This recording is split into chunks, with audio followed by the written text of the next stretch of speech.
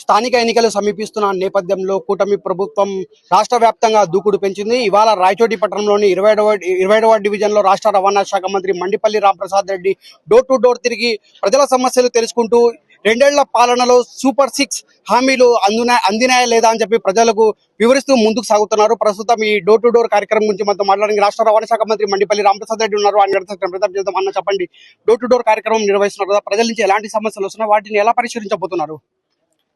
2 సంవత్సరాలు పాలన పూర్తి చేసుకున్నాం.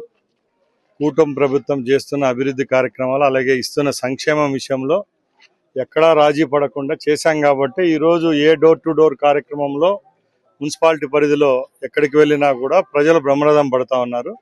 దీనికి నిదర్శనం సుపరిపాలన. ఏదైతే చంద్రబాబు నాయుడు గారి నాయకత్వంలో ఈ రాష్ట్ర ప్రజలు ఆకాంక్షించి కూటమి ప్రభుత్వాన్ని గద్దెనెక్కిచ్చారో ఆ రోజులన్నీ ఈరోజు అనుభవిస్తున్నారు ప్రజలు కూడా. ముఖ్యంగా సూపర్ 6 ఏవైతే చెప్పామో అవన్నీ మున్సిపాలిటీ పరిధిలో అందినాయా లేదా అని తెలుసుకునేదానికి ఇది ఒక మంచి కార్యక్రమం. దీంట్లో తెలుగుదేశం పార్టీ కార్యకర్తలే కాకుండా బీజేపీ, జనసేన కార్యకర్తలు, నాయకులు అందరూ విరివిగా పాల్గొంటున్నారు.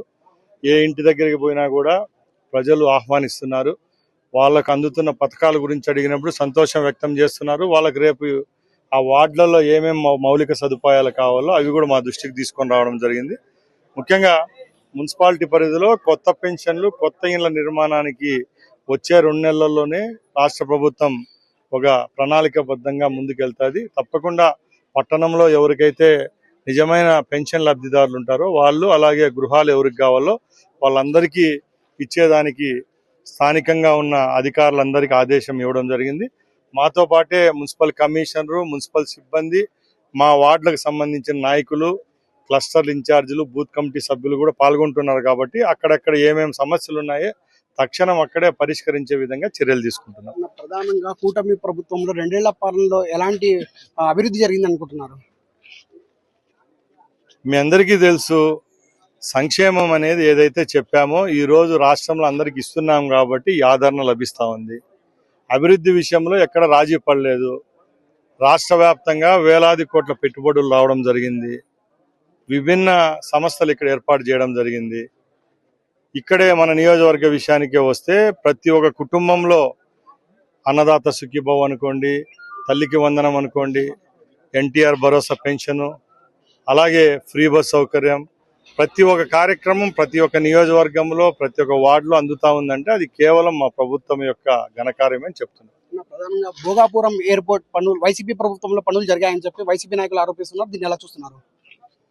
ముఖ్యంగా జగన్మోహన్ రెడ్డి గారు క్రెడిట్ చోరీ చేస్తాండ్రు.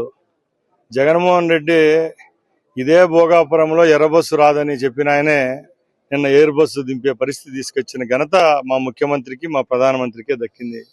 ఎందుకంటే ఆ రోజు భూములు ఎవరైతే భోగాపురం ఎయిర్పోర్ట్కి ఇచ్చారో వాళ్ళందరినీ రెచ్చగొట్టి మీ భూములన్నీ వెనక్కి ఇప్పిస్తానని చెప్పింది వ్యక్తి ఎవరు? జగన్మోహన్ రెడ్డి. ఈరోజు సుమారుగా 5 లక్షల మంది ప్రజానికం సమక్షంలో గౌరవ ప్రధానమంత్రి గారు, గౌరవ ముఖ్యమంత్రి గారు అట్టహాసంగా భారతదేశ చరిత్రలో ఎప్పుడూ లేని విధంగా భోగాపురం ఎయిర్పోర్ట్ను జాతికి అంకితం ఇవ్వడం జరిగింది. అంటే దీనికి నిదర్శనం ఎవరు మాట మీద కట్టుబడి ఉన్నారు, ఎవరు మాట తప్పుతున్నారో ప్రజలే గ్రహిస్తున్నారు. జగన్మోహన్ రెడ్డి మాట నమ్మే పరిస్థితిలో ప్రజలు లేరు. జగన్మోహన్ రెడ్డి పార్టీకి సంబంధించిన కోటరీ సభ్యులు ఏదో ఒక రాజకీయం చేయాలి, ప్రతి ఒక్క విషయాన్ని రాజకీయం చేయాలి.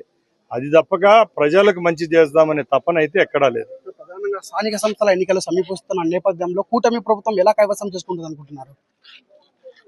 స్థానిక సంస్థల ఎన్నికల కోసం ఈ రోజు మేము డోర్ టు డోర్ క్యాంపెయిన్ చేయడం లేదు. స్పష్టంగా చెప్తున్నాం, డోర్ టు డోర్ క్యాంపెయిన్ అనేది 2 సంవత్సరాలు పూర్తి చేసుకున్న తర్వాత ప్రజలకు ఇంకా ఏమైనా మిగిలిన ప్రోగ్రామ్స్ ఏమైనా అందాలా లేదని మమ్మల్ని మేము టెస్ట్ చేసుకునేదానికి ఈరోజు ప్రజల్లోకి వెళ్తా ఉన్నాం. ఏ క్షణాల్లో ఎన్నికలు వచ్చినా కూడా గ్రామ స్థాయి నుంచి పట్టణ కౌన్సిలర్ స్థాయి వరకు అన్ని సీట్లు కైవసం చేసుకుంటాం. ముఖ్యంగా మా నియోజకవర్గం విషయానికి వస్తే ఈసారి మున్సిపాలిటీనే కాదు 6 మండలాలు అన్ని సర్పంచ్, జెడ్పీటీసీ, ఎంపీటీసీ స్థానాల్లో తెలుగుదేశము కూటమికి సంబంధించిన అభ్యర్థులు గెలుస్తారు. ఎందుకంటే మేము చేసిన అభివృద్ధి, సంక్షేమం ప్రజల ముఖాల్లో, వాళ్ళ యొక్క మనసులో చిరస్థాయిగా నిలిచిపోయింది. రేపు వచ్చే 5 ఏళ్ళు కూడా చంద్రబాబు నాయుడు గారే ముఖ్యమంత్రిగా ఉంటారు. ఇంతకు కూటమి ప్రభుత్వ రెండేళ్ల పాలనలో సంక్షేమ అభివృద్ధి రెండు కళ్ళు లాగా ముఖ్యమంత్రి నారా చంద్రబాబు నాయుడు ప్రజలకు పరిపాలన అందించారని చెప్పి రాబోయే స్థానిక సంస్థల ఎన్నికల్లో తెలుగుదేశం పార్టీ జెండా ఎగురవేసి తీరుతామని చెప్పి రాష్ట్ర రవాణా శాఖ మంత్రి మండిపల్లి రాంప్రసాద్ రెడ్డి తెలుపుతున్న పరిస్థితి. కెమెరా పర్సన్ హైదర్తో షబీర్, మెట్రో టీవీ న్యూస్, ఉమ్మడి కడప, అన్నమయ్య జిల్లా.